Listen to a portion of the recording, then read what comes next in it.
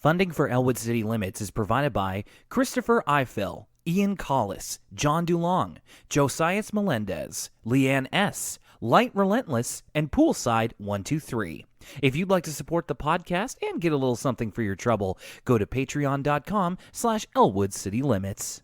Support for Elwood City Limits is brought to you by Facebook, Facebook.com/Elwood City Limits, Twitter, @ECL Podcast, Tumblr, ElwoodCityLimits.tumblr.com, Instagram, @Elwood City Limits, and through email, ElwoodCityLimits@gmail.com. and from listeners like you. Thank you.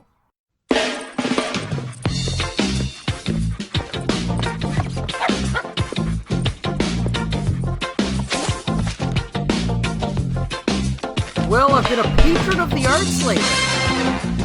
It's the International Film Festival here in Halifax, the Atlantic International Film Festival, FIN, they call it, and I've been in between classes, been checking out some international film. I know it's not as high art as Arthur, but I've been seeing some pretty cool stuff. I went to see Mira of the Future, however you pronounce it, the other day. I saw Climax last night at like 10 p.m., which is on a school night late for me.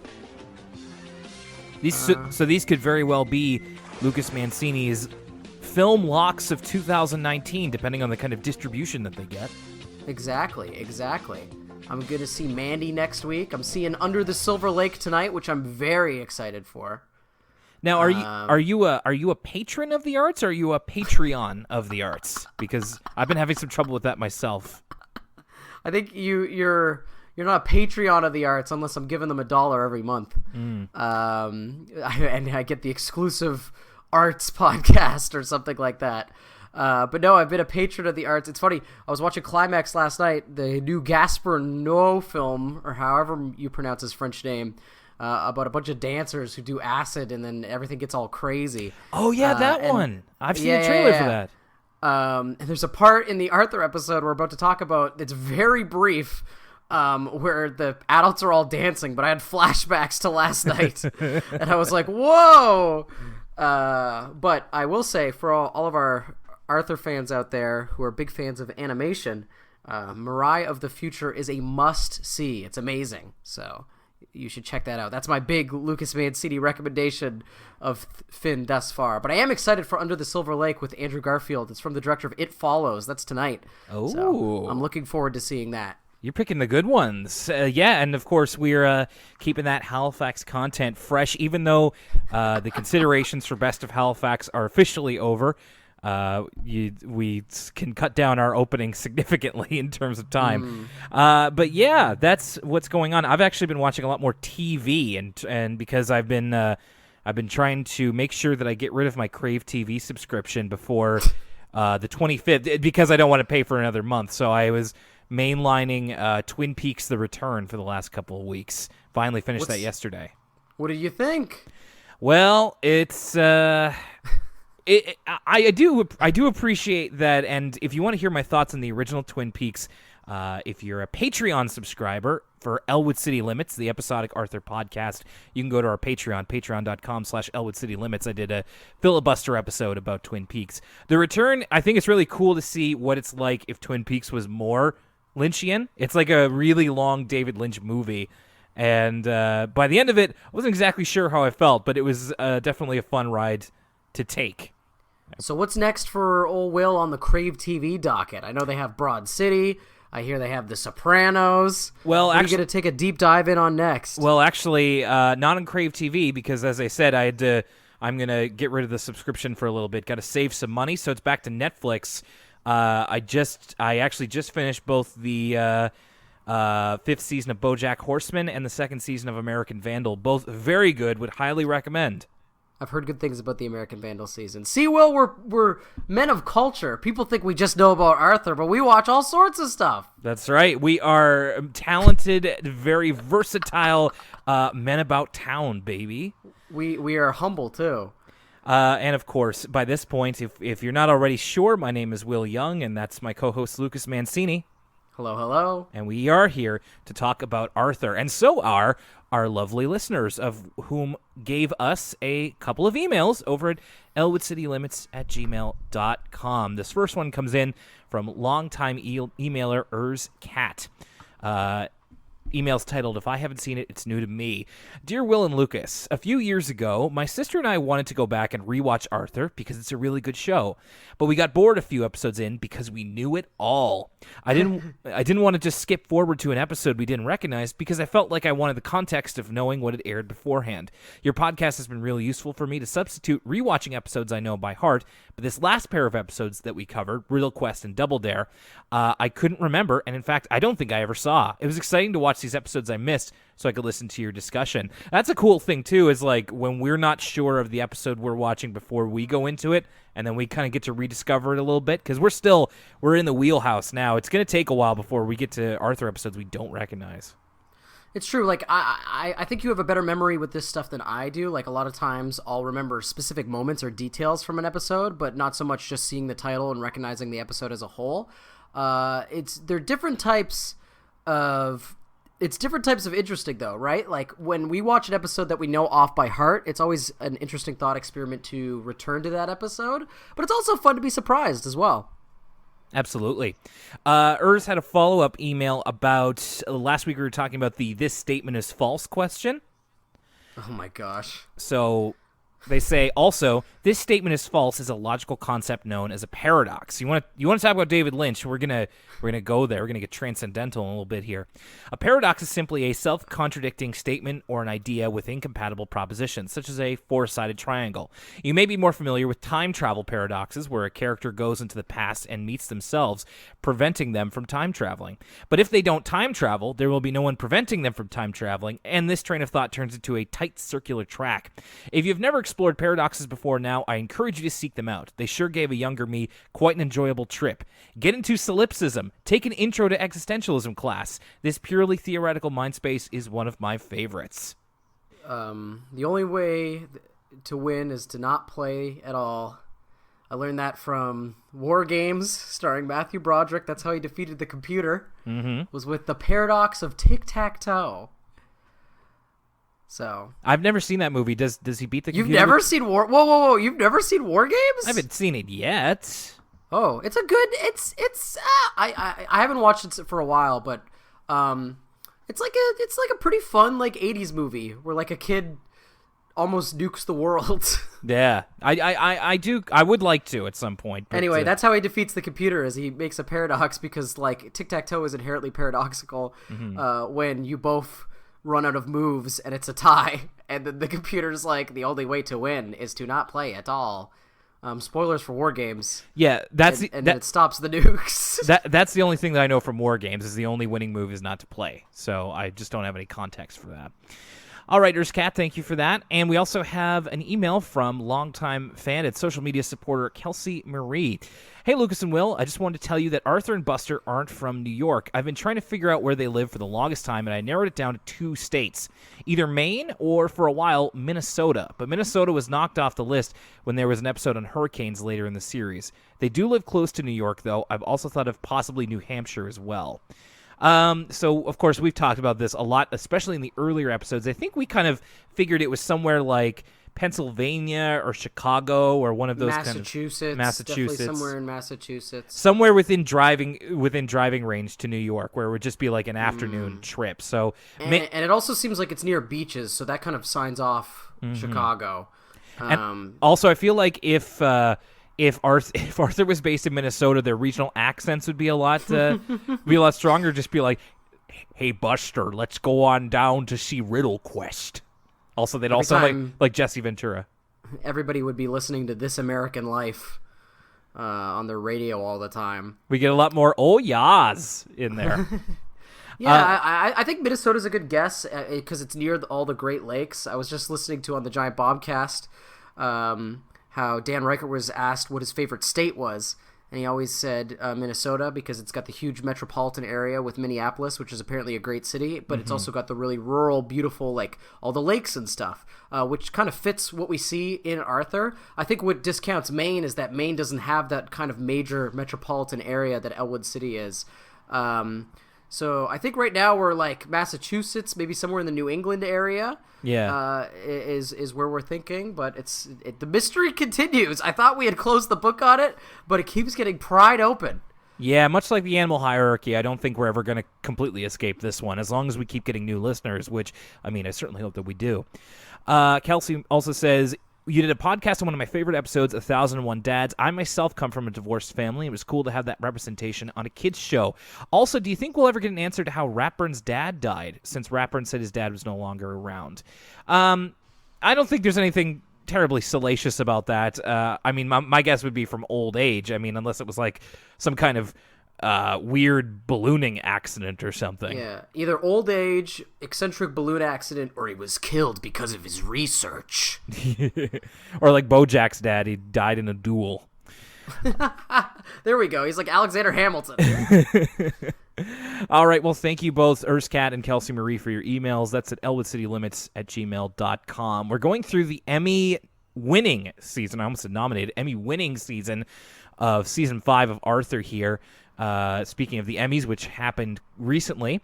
And, our first looking at this episode today is Kids Are From Earth, Parents Are From Pluto, which I didn't have much of a memory of, at least from the title. Yeah, me neither, actually. I think I remembered one joke from this episode once I watched it. I was like, oh, this is the episode with that joke in it. But I hadn't really remembered the episode as a whole. So it starts off with Arthur in the cold open. He's scientists like demonstrating the differences between an adult and a kid, and how the adult may look like a larger version of the kid, but the differences are a lot more subtle than that. And so kind of getting into even though the pictures he uses don't really look like each other. Arthur's eyes are like on two sides of his head. Looks a little bit strange. But talking about, all of those, kind of the first kind of comedy that kids can have of just like, don't you hate it when parents do this? Like really, really hashtag relatable. Like Arthur's mom making sure he bundles up before he goes out. There's a thing here where we see Binky's mom like basically putting every type of winter clothing on him before he goes out. One of them is a balaclava, which is one of those face masks, face mask things. Like, you ever seen someone wear a balaclava that wasn't a bank robber? I feel like I actually used to. Skiers do sometimes, but when I used to go winter camping with my dad was a big winter camper, and when you are in like 20 below temperatures in a lean-to, balaclavas are a must. Except when I was a little kid, I didn't know how to pronounce it, so I called them baklavas, which of course is not a ski mask. But right, Biggie does look like he's about to post up a gas station or something. Yeah, and it's just strange. Like, I just realized, like, I don't really see anybody wearing that except for people I know that are up to no good. It's kind of it's a bit of a signifier in our world today. I feel like the more modern thing today is to wear that kind of that mouth cover, that black mouth cover that you see like some skiers wear. I'm not sure what that's called, but it like fits around your neck and then you pull it up over your nose and mouth. Oh, I know what you're talking about. Yeah. Yeah. This might be the earliest Arthur meme alert that we've had so far in the show, because adults are always concerned about sales. We see Dad read; he's reading the newspaper at the table, and he says, "Oh my gosh, there's a sale at Kitchen Crafts!" And Arthur and DW are seated at the table, and he gets up and just runs to the store. And I've full sprint, like he doesn't even like he just sprints, and he's like running down the street even though he has a car. And I've definitely seen the meme reacting to this of just like he just straight up left them at home. It's pretty funny. My favorite part about this moment is we see like all the different adults getting excited about sales, and the big payoff is Mr. Crosswire. He's at a buy one get one two sale, and it's not shown to the audience what he's buying one of and getting two of, and then it turns out to be yachts, and he's like, I'll take them both. Get 2 for 1 yachts. It's very funny. It's a strange world where the used car salesman has yacht money. And yeah, so these are kind of the things that adults concern themselves with, which looking back on as an adult, kind of funny. But at least you and I were not at that stage of adulthood yet. So I don't know, maybe I will get a hankering for a sale at Kitchen Crafts and leave my children. Oh, buddy, if there's a sale at the IKEA, I'm there. So the main idea of this episode is that the kids are getting ready for Parents Open House Night, which is where the kids bring their parents to school and they kind of go through different classes. Now, the idea of Parents Open House Night, do you think this is kind of an American thing? Because I think the closest we have is Curriculum Night. Did you have Curriculum Nights? I don't... It's so long ago now that I barely remember. Like, there's Parent-Teacher Night, of course. I think there was a Parents Open House Night when I went to private school in junior high. I went to the Buddhist school, and they do everything a little bit differently. So they might have done a Parents Open House Night where they sit in on the classes. But I don't remember, like, in public school anything quite like this. It might be more of an American concept. Yeah, because... Write in if you're a listener and you've gone to a Parents Open House Night. Yeah, because parent-teacher conferences were like, they would just kind of meet up in the gym and you would meet your kid's homeroom teacher either in the afternoon or the evening. And the curriculum night, I remember, was kind of a high school thing, and like I never brought it to my to my mom's attention because I just didn't think it was anything. But I believe that was like going around to each of the classrooms and like finding out what the teacher has in store for you that year. They're kind of talking about how mortified they've been at these past open house nights. We actually get a joke teacher that we haven't gotten in a while. I feel like it's been like back all the way back in season 1 with like Mrs. Bofini, like the woman who chews a lot. In fact, she kind of Mrs. Bofini and Mrs. Drone here kind of look the same. Mrs. Drone is just like she's just comically boring of just like, on our field trip we saw oak trees, pine trees, oak trees, and Francine's dad falls asleep in class and then accidentally wakes up and yells 44 because he was having a bad dream. So that was the joke I remembered from this episode. In fact, I think I tried to repeat that joke in real life many a time when something was boring going on in class or something like that. And back in elementary school, I would pretend to fall asleep and wake up and yell 44. So that definitely made an impression upon me. It's fun. During all these parent-teacher flashbacks, everybody's wearing formal outfits, but it's new formal outfits for everyone. But Arthur's got this weird, like, almost puke green collared shirt. Like, it's like a short sleeve shirt, and he's got, like, black pants that are cuffed at the bottom. It's an outfit we've, like, never seen him in before. Arthur's dad's wearing, like, red slacks. It's pretty crazy. I've never, you know what? I totally didn't notice that it's different formal attire, but you're absolutely right. Speaking of Dad Reed, Arthur's mortified because Dave Reed is the master, more like dad joke Reed over here. He tells this awful joke that you can just tell is meant to be bad. It's like, you know, you just hear the end of it. It's just like the waiter says, "Look at that S car go," and that's another one where I feel like I've always, one of my favorite things in cartoons is where you know a joke is supposed to be bad, but you only hear the end of it, not the setup. Like I always talk about in Recess, when a common reoccurring joke in Recess is hearing the end of a joke where someone goes, "That's no kindergartner, that's my wife," and you never really hear the setup to that joke. And similar to "Look at that escargot" is very funny to me for some reason. Yeah, it's a real "so I says to Mabel I says" situation. So Arthur is, of course, mortified because, and this is at the ice cream social part that is afterwards. Now, ice cream social was a different event altogether that we used to have at my elementary school, which was awesome because it was free ice cream. And so we eventually get through these. Sue Ellen has never done one of these because she is only new to the school. And that sounds like a great reason to call back to Sue Ellen's debut episode and a perfect opportunity to use some stock footage to eat up those precious seconds. Before we get to that, there is a brief moment where they're talking about all the things that their parents do that bug them, and Binky says, "Well, I have it worse than both of you." And they say, "Well, what do you mean? Like, what do your parents do?" And then Binky says, "Can't talk about it. It's too horrible." And he runs away. So, and then you can also, it's subtle, but you can hear ADR of him like screaming as he runs away. Like he's like, "I can't talk about it. It's too horrible." And then just if you listen really closely, he goes, "Ah," as he's running away. By the way, if you check out our Twitter at ECL Podcast, our friend Nitro Rad recently shared the opening to Whimsy's House, which is also a show that that friend of the show, Bruce Dinsmore, did a voice on, and he had a very interesting fact about recording the songs. Check out at ECL Podcast and our recent tweets for more on that.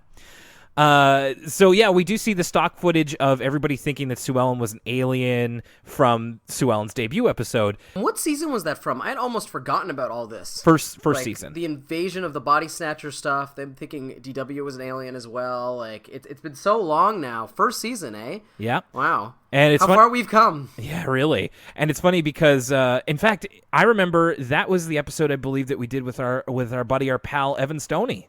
Oh, right. Our first guest on Elwood City Limits. Great guy, Evan Stoney. It's funny, we almost get Sue Ellen commenting on the footage we show because there's that, thing of the saucer of her and the rat kid and DW coming out as implying that they're aliens. And then Sue Ellen's like, I can understand why you think DW was an alien, but why me? And then Arthur's like, this whole exchange is actually really, really funny because it is pretty rude to say that someone's an alien. Like, that's not a nice thing to say about somebody. And so Arthur's like, she's like, Buster thought I was an alien? Arthur's like, I'm sure he meant it in a good way. Sort of kind of trying to brush it under the rug or downplay the fact that they all had these conspiracy theories about Sue Ellen. And in fact, Buster kind of does because Sue Ellen asked him straight out, and he's like, "I don't think you're an alien anymore, but that's okay if you were. I like aliens." No, he goes, "I don't think you're an alien anymore." But then he kind of walks it back, and he's like, "You're not an alien, right?" And then Sue Ellen's kind of incensed by that, and then he's like, "It's okay if you are. I like aliens. It's a friendly planet." This episode, I'll say this, we'll get more into this when we're talking about at the end of the episode.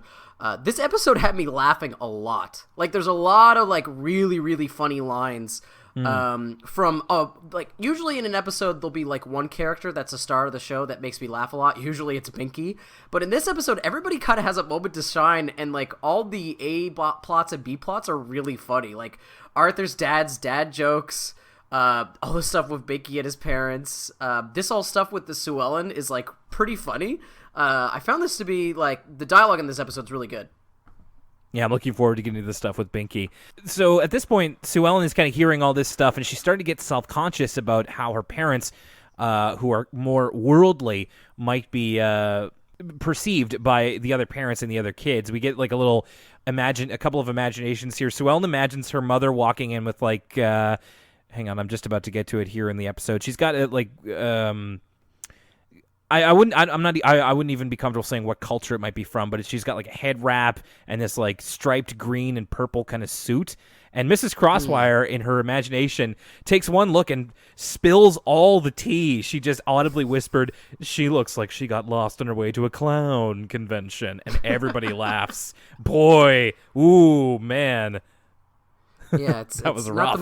not the most open-minded a group of adults in Sue Ellen's imagination sequence here. In fact, Bitsy Baxter says, like, "This will make a great story for the paper. Look at this weirdo." It's like, hoi, yeesh.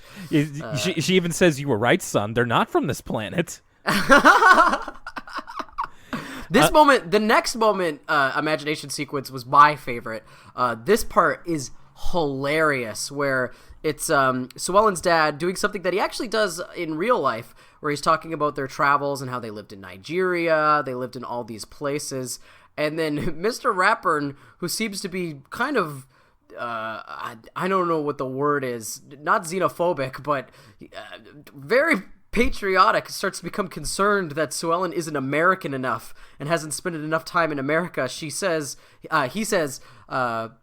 was is it the 6th president of the United States? The 8th president of the United States? I confess I don't know. But Sue Ellen doesn't know either, and then the look of shock and horror on Mr. Ratburn's face as he goes, "It's John Quincy Adams!" Adams! He's, like, disgusted. And he's like, clearly Sue Ellen hasn't spent enough time in America. You're gonna get an extra test. This part, like, whereas the other part is, like, kind of like, oh, this is a little, like, almost too dark. This part was, like, really funny to me. Yeah, and he schedules her for, like, extra American history classes for the weekend. I'm looking at it now. His face is so funny. Like, he's so upset that she doesn't know about John Quincy Adams. I think this is one that could be argued it's steeped in a little bit of truth of Sue Ellen being ostracized for her lack of cultural American knowledge. It's like I can at least unfortunately in the world we live in today, that's not outside the realm of possibility. So yes, she starts to get the idea that maybe she might have to kind of tell her parents to dial it back a little bit. We go back to Binky's story briefly here. Him and Brain. He sees Brain in the sugar bowl, and he's asking him, do your parents... Can I just say, little quick aside? Yeah. I might be bringing real-world stuff into it might be coloring my opinion, but I gotta say, I don't know if I'm a fan of the Brain voice. I might be colored, again, by perceptions of the actor and bringing that into it, but I don't know. I feel like the other voice was more emotive. This voice is just kind of like flat kid voice. You know what I mean? It's funny, actually. I kind of disagree with you. I like this Brain voice. I'm not exactly sure how I could put my finger on it, but I think it really fits his character in a different way than the original voice did. In fact, in the Brain kind of started out the same position as Arthur, where like the voice actor who was playing the original voice of Brain, like his voice started to crack, and as his voice got deeper, I kind of found I wasn't as into it because it wasn't able to kind of hit the higher register. And the voice actor who will not name, but we've talked about in the previous episode, I appreciate that he can kind of get to that higher register. I see what you're talking about, how he's a bit more flat, but there's something about it I kind of like, and I feel like a character like Brain wouldn't necessarily be super emotive, so I actually kind of like it. One thing you can tell is that it's legitimately like a real kid, which is pretty rare these days. Like it stands out when it's not just a girl doing a kid's voice and it's an actual child. Obviously, it's difficult to do that because of child labor laws, and also getting kids to act is pretty difficult. So when shows actually do it, it stands out. One of my favorite examples is, have you ever watched Bravest Warriors on YouTube? No, I haven't. Their little sidekick, their little friend Catbug, I think his name is voiced by like a legitimate 6-year-old, and the voice is adorable. So that's a great example of that. Okay. So Binky is asking Brain. He's asking Brain if his parents ever call him anything different at home, such as like Little Muffin Man or Binky Winkums. Little Muffin Man. And so Binky's kind of trying to keep it on the down low, but that's obviously what he's worried about with his parents. Brain is worried that his parents will not. I guess they usually give them like mock tests when they do the parent open house night. And so he's afraid that he'll be seen as smarter than his parents, which would be a great embarrassment. We get a little cutaway where he's like literally lecturing his parents on like the sides of a triangle, and like he asks them to do like essays and stuff like that. And so Brain's mom escapes by saying that she has to go take the laundry out, leaving only Brain's dad. And the way she runs out of the room, I assume she never came back. But she runs out of the room and she leaves Brain's dad, who wrote an essay. And it's a handwritten essay, and Brain's like, I couldn't understand it, so it's time to work on your penmanship. And again, another great shocked face from Brain's dad as he realizes he's going to be stuck there all the longer. Yeah, big time. I do like how each of these little stories gets a little bit of time. So Brain very, very stressed that his parents could be seen as less intelligent than him, which would be very embarrassing. I had a note here, and I'm trying to remember what exactly sparked it. Like, Sue Ellen comes home and sees her mother dusting in a sari. This is where she kind of gets the idea if she can control essentially how her parents are going to be, or kind of tone them down, then there'll be less risk of them kind of being seen as weird. Sue Ellen offers to pick out her outfit for the night. Oh, it was when she and her dad go shopping, and he identifies like a certain type of okra root. Yes. And it just kind of hit me that like Sue Ellen's parents seem really interesting. Like they seem like people that I would actually really like to meet in real life, because of course, as we find out later, Sue Ellen's father is a diplomat, which is why I was just going to say that's what makes it so, because during all this stuff I was like, we talk a lot about how Sue Ellen's moved around her whole life and she's been to all these different cultures and countries, and I was like, I wonder what Sue Ellen's dad does for a living. And then in the episode later on they explain that he's an American diplomat to all these places. which is a job I know very little about, like the actual day-to-day of. And so much like you, I was like, oh wow, that's like so interesting. And there's not a lot of characters, especially in kids TV, that are diplomats. The only thing I can think of is like Lethal Weapon 2, because they have diplomatic immunity. I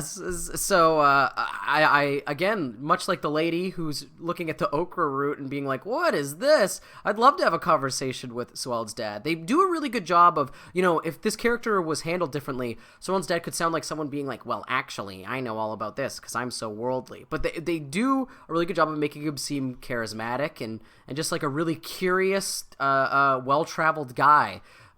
Someone you'd like to talk to. Same with her mom. The way her mom is so sort of engrossed in other cultures and stuff. They make them really likable. I think it's also a credit to the voice performances of the actors playing her parents. Her dad has this really kind of warm delivery that makes you kind of feel invited into what he's talking about rather than being talked down to about his knowledge. And kind of the same with her mother. She seems very much like a free spirit, but in a way that is very inviting. Yeah, so I think this is kind of our first seeing them beyond the episode where Sue Ellen got that little brother, but we only saw them for a little bit there. This is kind of seeing them a bit more as full people, and I think it's really cool. I'd actually like to see more of them.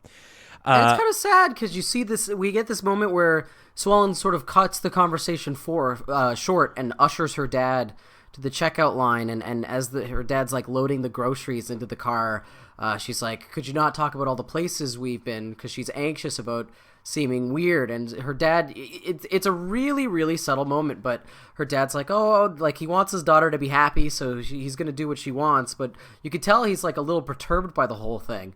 So it's interesting. I was like, oh, this is like kind of sad. Like she should, I mean, we'll talk about it later on in the episode, but you can't help as an audience member thinking like, oh, Sue Ellen should be proud of like all the things her parents have done. It's so unique, but instead she's kind of embarrassed by it.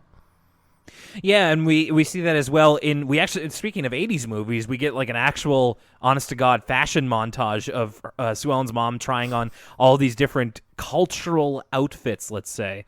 And she settles on a drab black number. Her mom looks like Ruth Fisher here. This is another, like, remember when I said every character gets at least one funny line? This is the one from Sue Ellen's mom. The comedic timing on this is perfect, where she's like, Sue Ellen goes, perfect! And then we see the reveal, camera pans up on her drab black dress with her hair up, and she goes, I've only worn this once to a funeral. And she's like, her hair is pulled back. It's a very severe look compared to all the other ones she's tried on. She just sounds so defeated and lifeless. It's great. No, I mean, not that, but the performance is great. We finally get to the parents' open house night. By the way, there's a couple throwaway lines here from Brain where he's like quizzing his parents. I was not aware that the capital city of Nevada is Carson City, so I learned something today. Ooh, me too. We also get, like, again, this episode is really smart in the way it uses its time and how much time it gives each subplot. There's so many in this ensemble episode, but we even get some more stuff from the, like, if there's an A plot line and a B plot line, the Z plot line of this episode is Arthur's dad's dad jokes. Yeah. That's, like, the least important one, but we still get a little spice on their way walking into the school and Arthur being like, no jokes today, Dad, please. And Arthur's dad is just, like, so irreverent, like, he can't help himself. Well, yeah, he has like the springy googly eye glasses. He's like, I won't tell any jokes, but can I wear my funny glasses? And Arthur's just like rolling his eyes. I had this note for the end, but it's really true here as well. It's like the problem with Arthur's dad isn't that nobody gets his jokes; that his jokes suck. He's just not a funny man. He's great at cooking, but the humor's something. Anyway, so at this point, Sue Ellen has told her parents, like, please tone it down. Don't talk about, your cultural experiences. Just kind of be normal. We get into Ratburn's class. He says that usually we have a test for the parents, but we're not going to do that this year. And Brain's mom and dad just go, aww. I thought that was pretty good. And instead, he wants to have all the parents do a little presentation about who they are. The first one, of course, is Mr. and Mrs. Crosswire. Holy hell, did you clock Mr. Crosswire's suit? He's channeling the great Don Cherry with his suit. And of course, Mr. Crosswire, ever the salesman, uses up his time. Instead of talking about his life, his child, his wife, he talks about his used car business. Sort of just quick sales pitch. I didn't write down what is his slogan. It's like the best deals on wheels or something like that. No, I think that's right. So Ellen's mother and father get called up, and it's funny. Like all the parents are like, "Oh, they've been everywhere." Yeah, they're like if you really listen closely, they're like, "Oh, they've been to Africa. It's so interesting. I can't wait to hear what they say." Like there's a lot of like little like lines in the background like that, and then again the dry comedic timing of Sue Ellen's dad being like, "I'm a diplomat," and her mom's like, "I am a homemaker." Like it's just the way he says it, it's still technically interesting. Like, oh, he's a diplomat, but they make them say it in the most boring way possible, and you can tell that like Sue Ellen's parents are like not happy that they have to say it that way. It's great. They have to hold back. It's animated really well. It's delivered very well. It's like they both look so defeated and sagged. We get another line. So Francine's dad's asleep. And he wakes up and he's like, 44! This really left an impression on you. That's funny. We go into the art class where Sue Ellen's dad sees that Brain has done like a traditional African mask, and he's about to like compliment him on it because it's apparently very good. But Sue Ellen kind of pulls him back, and he's just like, that looks like it would be a good mask for Halloween. And I actually really like this touch because, so at the end of Season 5, we get Arthur's Perfect Christmas, but we actually already did a commentary on that, in case you want to listen to that. It's at soundcloud.com/Elwood City Limits. And that's where, like, Brain's African heritage kind of comes to the forefront, where, like, he and his parents are celebrating Kwanzaa. And he even says, like, I can't remember the exact line, but it's like, it's a mask of African heritage. I thought if anybody would know, it would be your dad. Maybe it's not so good after all. So I thought that was a really cool touch. Binky's parents are looking at a painting that he drew in art class, and this is where we hear, like, it's like, did my Binky Winkums do that? And his dad's like, not bad, Mr. Muffin Man. And Buster turns around, he just goes, Mr. Muffin Man. and then Binky's like, they're not my parents. It's great. He grabs Buster by the collar and just whispers like, they're not really my parents. I don't know who they are. It's so funny. And then Buster says something like, so the Barneses like are aliens too. Yeah, he's like, the Barneses are aliens too. The idea that like they would call him Mr. Muffin Man when his name is already Binky, like Mr. Muffin Man is so many more syllables than just the name Binky. And where did they get that from, Mr. Muffin Man? His head kind of looks like a muffin top. This still image okay, right yeah, I guess that's true. I mean, Muffin Man. Oh, and again, Binky just runs out of the room. And I mean, my parents called me weird things when I was, not weird things, but just like, Mr. Man and all this kind of stuff. So I guess things in the family just stick. But it's just funny to hear Mr. Muffin Man out of context of like how that happened. Eventually, we get to the ice cream social part of the night. Sue Ellen's parents are being incredibly boring. Like, Mrs. Crosswire actually compliments her drab funeral dress, Sue Ellen's mom, and she's just like, thanks, like just flatly. And then we saw earlier in the grocery store when Sue Ellen's dad identified the okra, it was actually George and his mom.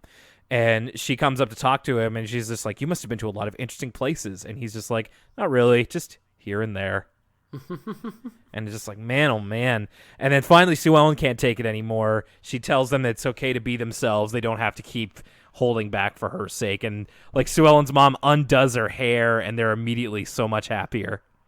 And this is the part that reminded me of Climax. Yeah, so this is Sue Ellen's mom is dancing in the middle of a circle of people, and then we cut to Arthur's dad with his tie wrapped around his head doing the chicken dance. Yeah, this is actually the end of the episode where it's like all the kids are kind of eating ice cream together and being like, man, my parents are weird and stuff like that. It's like, I guess we'll just never understand why they are the way they are. And yeah, this dancing circle, and hard to get the image of Dad Reed with his tie on his head doing the chicken dance out of your head. And just like, I guess the kids are embarrassed by us, and he's just like, I can't imagine why. All right, and now we go into the second half of this Arthur episode, which is Nerves of Steel, Steal. So that might tip you off a little bit as to what this one's about. Arthur introduces us again. He's reading comics at the table, and he's got a big plate of brownies. The way they draw brownies in Arthur always makes me hungry for some. They always look very really angular in Arthur, yeah. And they got like 2 different shades of chocolate on them, and they just look like they would be very dense and chewy, and just makes me want some milk and a plate of brownies.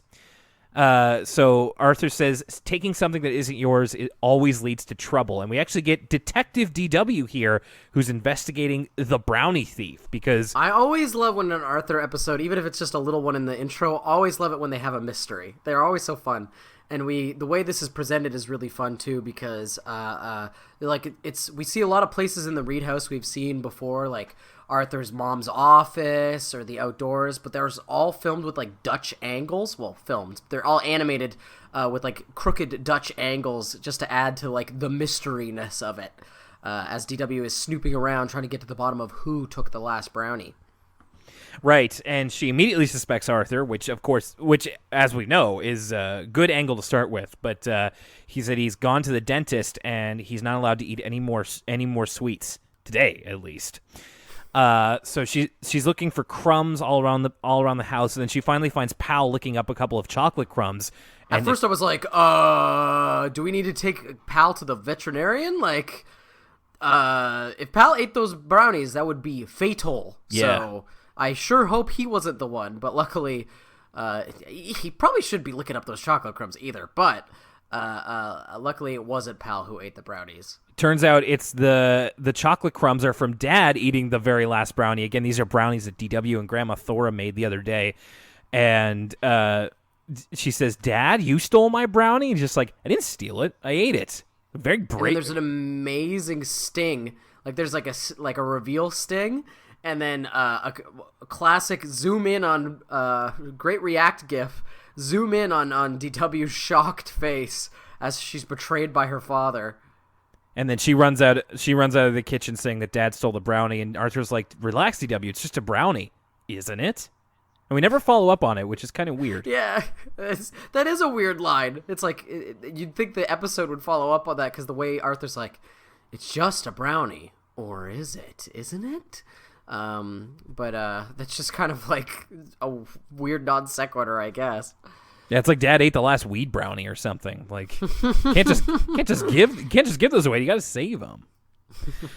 So yeah, and the episode itself starts with Buster, who is looking depressingly out his window, and Brain comes by. He's flying a model plane. He's asking why Buster is inside on such a perfectly good Sunday afternoon. So this entire on a superlative Sunday afternoon, which is my favorite early 2000s metalcore band, Superlative Sunday Afternoon. Oh, that's a good one. Yeah, so this whole episode is Buster telling the story of why he's inside on a superlative Sunday afternoon. And it all begins and ends with Cyber Toys, another toy line in the Arthur universe. I have a note here of like how many toy lines can we have, but you know what? You could totally ask that about the real world as well. How many different toys can we have? So Cyber Toys kind of remind me, they're like Transformers derivative. There's one person that has like an elephant looking one that reminded me of Zoids, if you remember Zoids. Yeah. Reminded me a little bit of when Metabots caught on, and you could get like the remote control ones. Oh, I didn't even know that there was remote control Metabots. Yeah, not quite as sophisticated as in the show, but yeah, there was definitely one that you could get. I wanted it, but I never got it.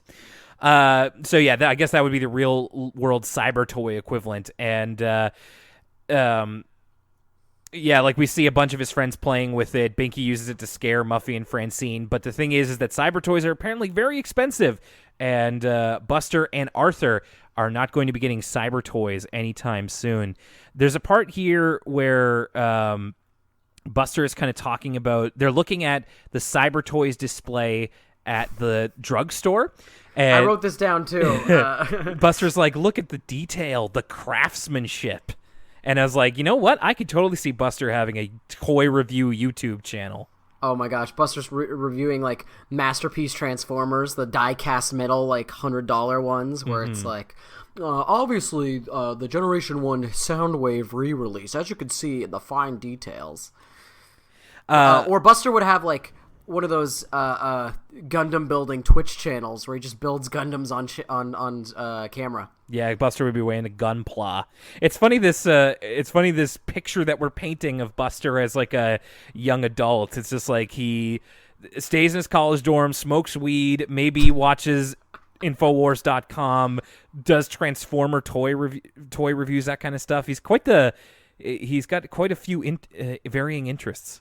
And Buster imagines himself having a cyber toy, except in his imagination, it's this like life-size version of the cyber toy.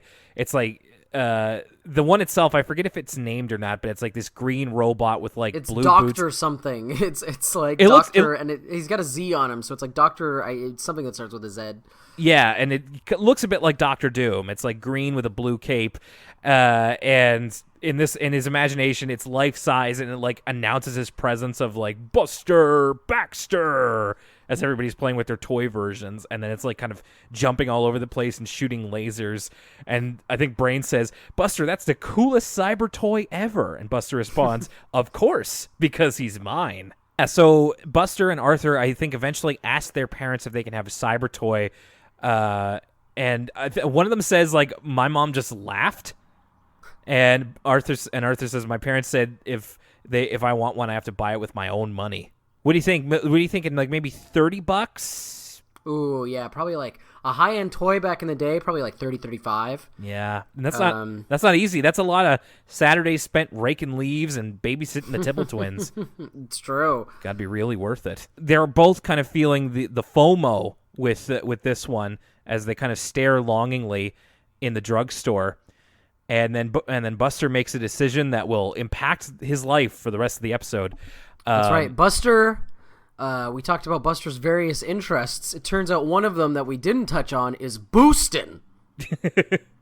And my favorite thing about this is how, so what Buster does is he puts it in Arthur's backpack, the toy, and just kind of out of pure desire. And then after that point, as Buster starts to feel the guilt of what he's done, everything is being laid on so thick to compound his guilt. So, like, he puts the toy in Arthur's backpack, and DW says, "I saw that," and Buster, like, yelps, but it's DW looking at a Bionic Bunny display, and, like, "I saw that lunchbox at school."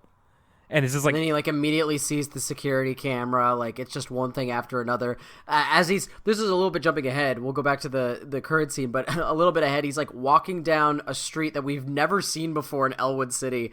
That's like a chain link. Like it's like a sketchy part of town, and there's like police sirens in the distance. I was like, this is a great touch. Like Buster's literally never walked down this street before, but they made it just to like accentuate his paranoia. Because Buster's already feeling the guilt because he's like, am I a real crook? And we get this. Also, he slips it into Arthur's bag, which is just a weird maneuver. Yeah, it just shows you that he really wasn't thinking. It's like Arthur's bag was open and he just did it. We get this petty theft reminds me of the Deezus and Marrow podcast. They have multiple AKAs that they introduce themselves with, and one of Marrow's is, if you see me at Target opening up candies or trying to steal kitty litter, approach me like an earth-sign mammal. I will react erratically. And so that's why Buster was so startled here, is because people weren't approaching him like an earth-sign mammal. And we get a very involved imagination that Buster has of if now he's a real crook. Another Arthur meme alert here. It starts with Arthur being arrested and being taken out by two police officers, and I've definitely seen that in a meme form of free Arthur, that kind of thing. Buster happens to be part of the crowd that is watching Arthur get taken away, and they're like, "Well, there he is, there he goes," and like Buster runs away. And it's like a manhunt for him because there's helicopters out, shining spotlights. He's wanted posters. It's pretty good. And then Buster imagines himself. Mr. Ratburn's class is like a courtroom. Ratburn's got the powdered wig. This is my favorite joke in the entire episode. This part is like, it's like a Kids in the Hall sketch or something. This part's hilarious. So all of Buster's classmates are seated in the jury box, and Ratburn, who's the judge, asks them what they did this weekend. And this is Brain followed by Francine followed by Binky. I studied motion detecting security systems. I read Crime and Punishment. I went on a field trip to the police station. I was like dying of laughter at Binky's, like his timing of, I went on a field trip to the police station. Like he says it in a way that like Binky's never said anything before. Yeah, it's weirdly like baby talk almost. It's very funny. And then Buster admits before the judge and jury, I stole a cyber toy. And then Ratburn says, well, Buster Baxter, that definitely makes you a real crook. And then his clothes turn into prison uniform. And even outside of that imagination, we still have like everything in Buster's life is being laid on so thick. Like he passes by his friends playing baseball and they're like urging on somebody to steal home base. And then Buster yells, don't do it. It's not worth it. He goes, no, put it back. And then he even gets into the shadow of like a fence. And it does like the prison bars over him, and he just runs away. So he is melting under the pressure, and so eventually he has to go to Arthur's place and reveal the fact that he has the cyber toy in his backpack. And I gotta say, I really liked how Arthur reacted here, because like you would think that in a show like this, Arthur, not exactly the confrontational type. You know, he might be like, oh no, what are we going to do? But he's like he's pretty mad at Buster. He's like, great, now I'm involved in this because you put the cyber toy in my backpack. Thanks a lot. Well, Buster made him an accessory. So now Arthur's just as involved. He's been unwillingly brought into this criminal scheme. Yeah, it was a really crummy thing of Buster to do. So I was glad that Arthur kind of didn't let him get away with it. But he is going to help him kind of figure out what to do here. And they decide that if they leave the cyber toy at the door before the pharmacy opens the next day, before the drugstore opens, then they can kind of get away scot-free and leave a note saying that they're sorry they stole it. So they decide to do that. Buster takes the cyber toy out in Arthur's garbage, and it starts to make, it's got these like these whirring noises that it makes when it walks, like robot noises, and then it starts making those noises in the garbage, and Buster's like, uh-oh, must be my stomach. The next morning they decide to meet early. Arthur made the grade A mistake of having Buster write out the note, which is, oh my gosh, Buster's note's hilarious when he's like, it's like something like, I'm sorry Arthur took the toy, signed unanimous. Yeah, I've got it here. It's dear drugstore, we didn't mean to take this cyber toy. Somehow it just showed up in Arthur's bag, a book bag, signed unanimous. And Arthur's like, Buster, don't say my name in there, and it's anonymous, not unanimous. It's like spelling soccer with two K's and a Q. Forgot about spelling soccer with 2 K's and a Q. I can never forget about that. That is the height, and it's like, are we sure that George is the one who's dyslexic? Not to make fun of it, of course, but it's just like Buster is not exactly on a 3rd grade level, it seems, or at least maybe Arthur's way ahead of him. So they're gonna go leave the cyber toy at the door, but the drugstore guy who is weirdly friendly. The clerk just kind of is like, hey, boys, I'm just doing inventory, but come on in. And I wonder if this is the titular Jim, because it is Jim's drugstore. Oh, so it is. It must be Jim. But it's just like, we've never seen Jim before. And it's just like he's really assuming a lot about the boys. It's like, hey, boys, how you doing? Come on in. Like, okay. Right, Jim. It was at this point where it's, when you really come down to it, the situation is not all that... Like, they're really making it a lot more complicated than they have to be. It's basically like Buster put the toy in the bag. Like, all they have to do is pretty much put it back, and they would be fine. Like, there's a way to do it on the sly. But when I was little, I remember this being like a nail biter because I didn't know any better. I didn't know the gravity or the full situation as an adult. But it's just like, boy, I really didn't want them to get caught. I remember. And so, yeah, they get to the display, and all the, what are they called again? I wanted to say Cybermen, but that's not correct. Cyber toys. The cyber toys are all sold out because it's as fads do. And Jim says something about like, yep, I'm going to have more coming in soon, but they all sold out. So they're like, well, we can't put it back because he'll immediately know that we took it. So they should, Arthur's like, okay, Buster, you run interference. I'm just going to leave it in this random corner in the store. but then it starts walking on its own again. And then we get this brief moment. Another one of my favorite lines in the episode is they're about to walk out, but then Jim's like, "Aren't you gonna buy anything?" And Buster goes, "Just these lawbreakers. I mean, jawbreakers." By the way, 65 cents for a good handful of jawbreakers. Remember the day. Yeah, it's like the Cyber Toys are like they sold an entire rack of them in less than a day. It's like Buster sold a card of V-Bucks or something for Fortnite. They just can't hold on to them. So yeah, I don't know exactly how the Cyber Toys like walk on their own. I don't know if it's like remote control or something, but anyway, it walks directly up to the front of the store as they're trying to leave, holding their ransom note, essentially. Exactly, and then Jim puts it together and sees what happened there, and Buster's like, "Okay, it was me." It's like, check your. Whoa! We can't talk over this. Another moment of comedic timing where Jim sort of turns. He's like reading the note and he's like, "What's this about?" And he turns to Buster and Arthur and they're both talking over each other and you can't even make out what they're saying because they're both talking so quickly on top of each other. And it's a great like smash cut to Buster and Arthur being like, "I don't know, it was his idea that we did this and then we did this." And but Buster, right after that, he admits that he did it. He's like, "Check your security camera," and Jim's like, "My security camera? It's not even working." But my telephone is.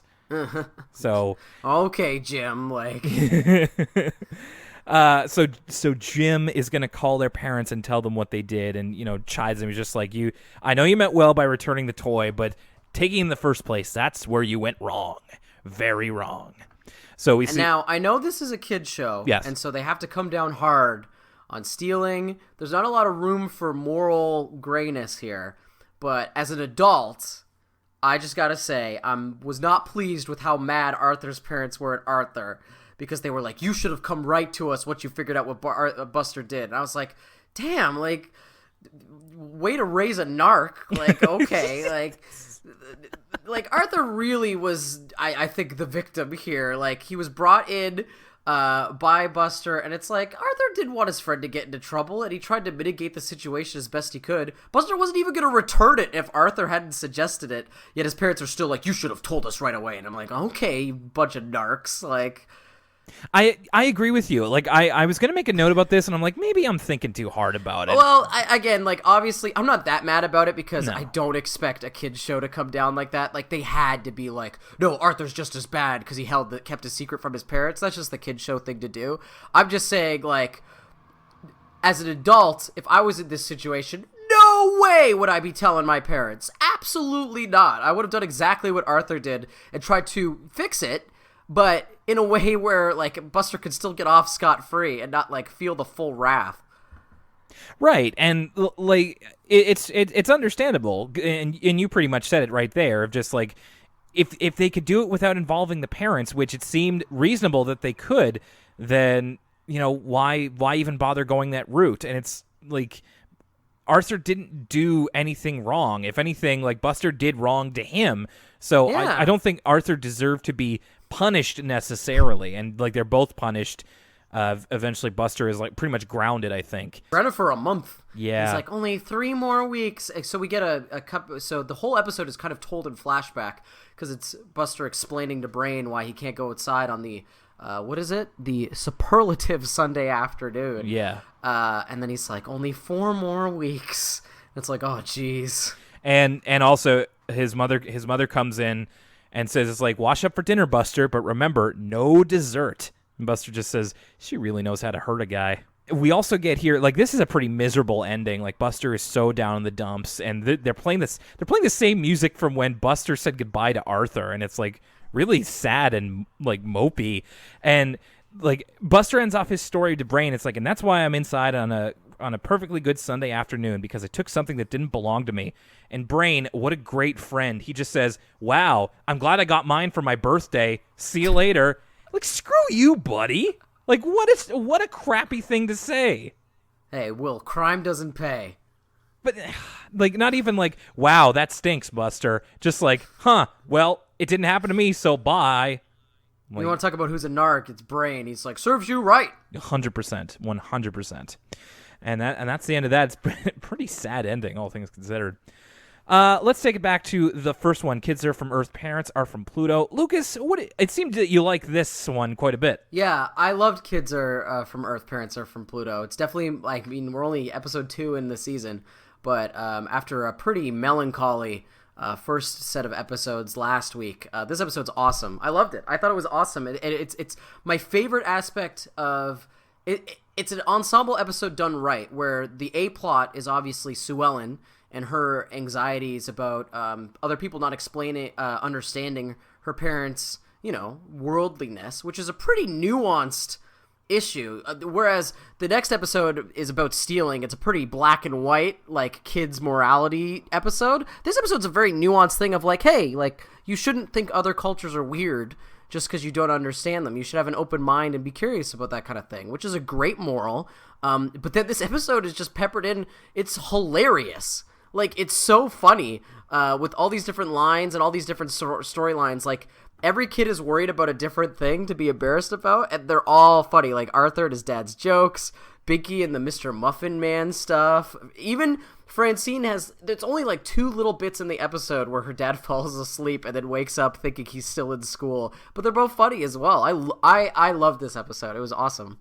You mentioned in the last episode that this is kind of when you started to really imprint on Arthur. These are the ones that you remember most watching as a kid, and I do as well. But I was, of course, I'm a few years older than you, so by this point Arthur was already taking up space in my brain. So I completely understand if you found this a bit funnier than I did.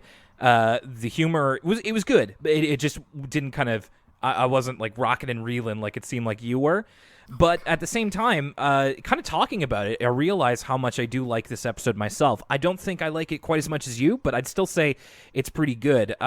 Especially Mr. Ratburn's face when he says John Quincy Adams killed me. I was that is so funny.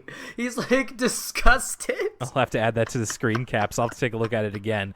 But yeah, I thought this was really fun. It's an ensemble episode that I think that they managed to give everybody enough time to invest in their stories enough where it did make you laugh or kind of make you feel exactly what they were going for. This part with Sue Ellen's parents I thought were awesome. I really wish that they're kind of up there with Oliver Frensky in terms of characters I wish kind of got more screen time, but at the same time, kind of seeing less of them makes me want more of them. So I guess that's kind of the trick. I just thought this was quite a bit of fun, and when the humor worked, it really worked. I don't really have much more to add than Lucas, other than I don't think that I was quite. I didn't love it, but I liked it. I thought it was very solid.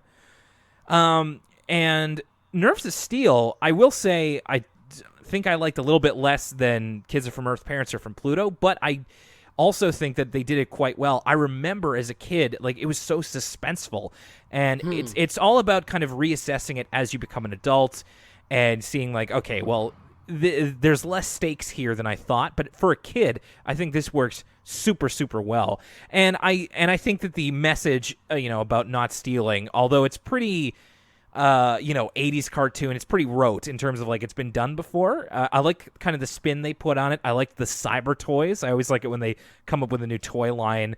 I loved the extended sequences where Buster's guilt, I felt that a lot as somebody who has anxiety, and kind of when I was young and was doing something even that sniffed illegal, just that kind of guilt that weighs you down. I thought that was a great way to represent it. And the ending is definitely a downer because it's meant to be sort of a message there. And of course, I think it's a little silly that Arthur gets punished. But again, looking at this from an adult's perspective will kind of leave you feeling differently. So I think that this one is also pretty good as well. A little bit less than the story that came before it, but altogether, I think that these are both a very good package. I kind of wish that this was the first episode of Season 5. Then I would have started off on a bit of a better foot than with last week's episode.